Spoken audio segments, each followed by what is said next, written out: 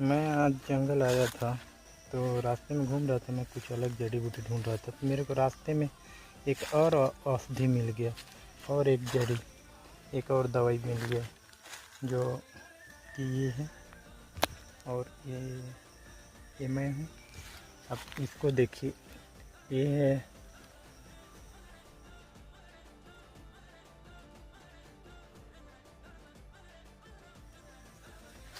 का नाम हमारे साइड दूसरे बोलते हैं। मेहंदी टाइप से इसका पत्ता रहता है।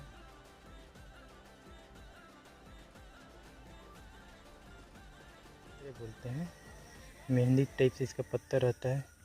अच्छे से पहचान कर लीजिए। इसका गुणकारी बता रहे हैं।